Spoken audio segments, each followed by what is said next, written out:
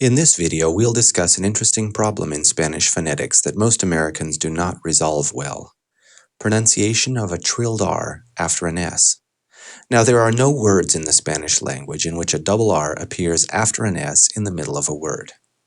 But virtually every word that begins with an R could be preceded by a word that ends with an S. This is particularly true of plural nouns that begin with an R, since the preceding word very often must be pluralized as well. Here is a list of phrases that we'll be referring to throughout this video. Observe that all of them are comprised of a word that ends in an S, followed by a word that starts with a trilled R. Owing to the fact that S's and R's are pronounced with the tongue in very different positions, it is essentially impossible to pronounce a standard trilled Spanish R immediately following an S. I've gotten native Spanish speakers to attempt to pronounce phrases in which that sound combination occurs, and even when focusing on it, they had to modify the pronunciation of the trilled R a little. What's more, it is my observation that in ordinary speech, natives modify either the S or the trilled R significantly in this combination. In this video, we will first talk about how Americans try to resolve this phonetic challenge, and then how natives do it. Probably the most common way that American students and missionaries approach this sound combination is to pronounce the S followed by an ordinary English retroflex R. Observe the following American-sounding pronunciations: más rápido, dos reinas, los relámpagos, las rosas, seis ratones, las rocas, los regalos, más restaurantes, las rodillas, las religiones. Among Americans who really want to pronounce the trilled R correctly, it's surprisingly common for them to pause slightly between the words so they can position their tongue for the trilled R. I've interviewed a number of Americans who confess to doing this. They sheepishly admit that they pretend to be pausing so they can think about what they want to say next, when in reality they just know that they're unable to smoothly move from an S to a trilled R. Clearly, this pause interferes with a smooth, natural delivery. This is particularly true when the topic of the conversation revolves around a plural word starting with a trilled R, and the speaker must repeat this sound combination frequently.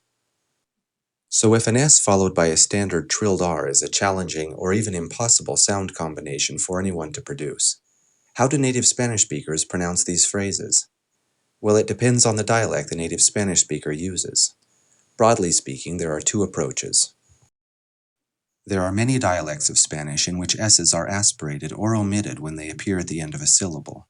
These dialects are most common in the coastal regions of Latin America, including the Caribbean, as well as southern Spain. In such dialects, words like esto and después are pronounced esto and después, or even esto and después, depending on how quickly the person is speaking.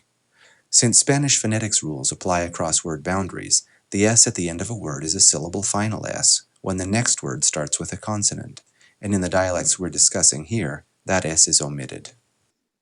Problem solved. If the S is omitted, then the phonetic challenge of pronouncing an S and then a trilled R disappears. Observe how these phrases are pronounced in coastal dialects. As a side note, the S at the end of the plural nouns can be either omitted or pronounced, depending on what word follows. I've chosen to omit word final S in all these examples. Más rápido, dos reinas, los relámpagos, la rosa, seis ratones, la roca, los regalos, más restaurante, las rodillas. As I mentioned at the end of the video on Guatemalan dialectology, I do not recommend that American students and missionaries attempt to imitate coastal phonology. First, while literally millions of native Spanish speakers speak a dialect that omits syllable final S's, these dialects are still considered non-standard.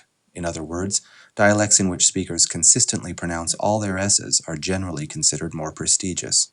Moreover, it's my experience that the vast majority of native English-speaking Spanish students are unable to identify syllable final S's and distinguish them from other S's, especially during normal conversation, which means they end up just omitting S's randomly here and there.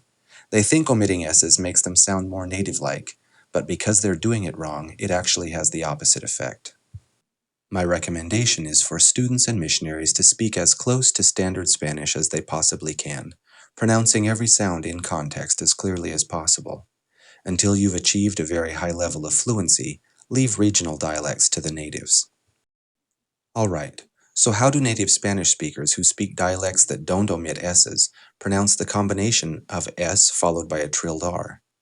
First, let me say that I have observed the following pronunciation in Mexico, Central America, South America, and Spain, so I know that this is a widely used pronunciation.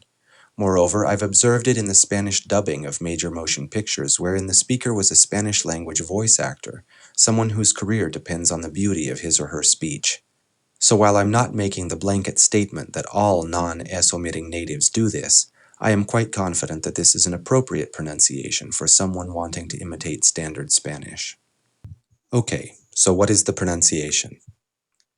The S is pronounced normally, and the trilled R is converted into the voiced fricative zh.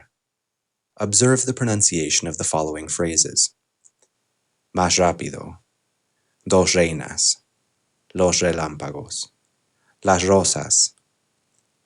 6 ratones. Las rocas. Los regalos.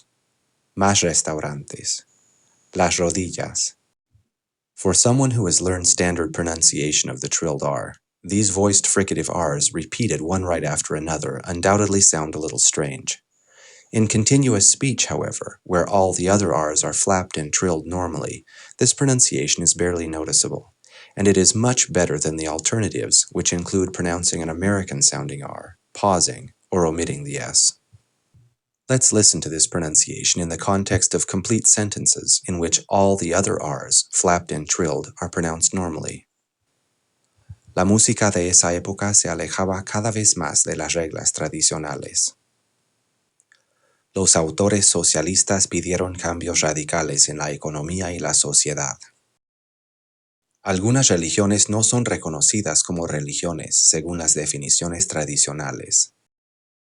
La poesía, desde épocas remotas, representa la máxima expresión sentimental del ser humano. This is the conclusion of this video on a special case of the pronunciation of the trilled R.